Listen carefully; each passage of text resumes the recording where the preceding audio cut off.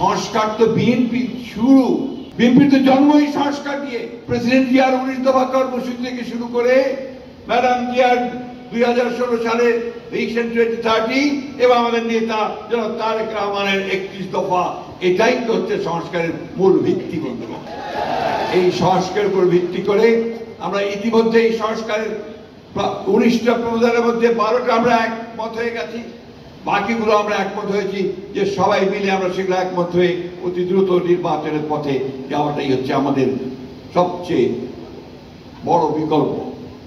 আমার বক্তব্য বড় নয়, আমি ঠাকুরগাঁয়ের মানুষের কাছে কৃতজ্ঞ যে ঠাকুরগাঁয়ের মানুষ, তারা এই ঠাকুরগাঁ ছিল আওয়ামী লীগের ঘাঁটি, ঠিক কিনা বলেন আপনারা? 2 নম্বর 3 নম্বর 1 নম্বর লোকেরা, তাই না?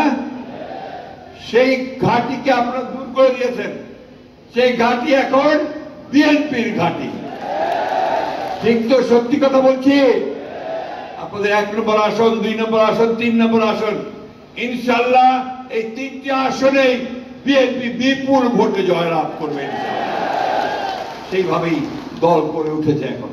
আমি ধন্যবাদ জানাতে চাই নেতৃত্বকে, তরুণদেরকে।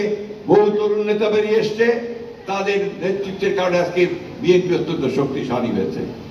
আমি ধন্যবাদ জানাতে চাই ঠাকুরগাঁয়ের মানুষকে, যারা সব সময় আমাদের এই বিএনপিকে সমর্থন দিয়ে এসেছে। আমি আজকে অনুরোধ করব আমাদের প্রধান অতিথি, আমাদের ভবিষ্যতের নেতা, যার দিকে গোটা জাতি, গোটা বাংলাদেশ শুধু নয়, গোটা গণতান্ত্রিক বিশ্ব তাকিয়ে আছে।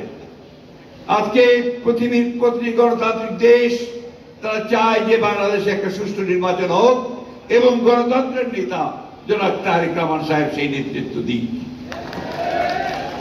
আসুন আজকে এই সম্মেলনের মধ্যে দিয়ে আমরা গণতন্ত্রকে আরো শক্তিশালী করি, বিএনপিকে আরো শক্তিশালী করি, আমাদের নেতার হাতকে আরো শক্তিশালী করি এবং আমাদের গণতন্ত্রের মাতা দেশনেত্রী বেগম খালেদা জিয়ার হাতকে শক্তিশালী করি এবং আমাদের যিনি আদর্শ, যাকে লক্ষ্য করে আমরা দল করি, শহীদ প্রেসিডেন্ট জিয়া রহমানের মুখ্য তার যে অবদান, সেই অবদানকে যেন আমরা সবাই স্বীকৃতি দিতে পারি।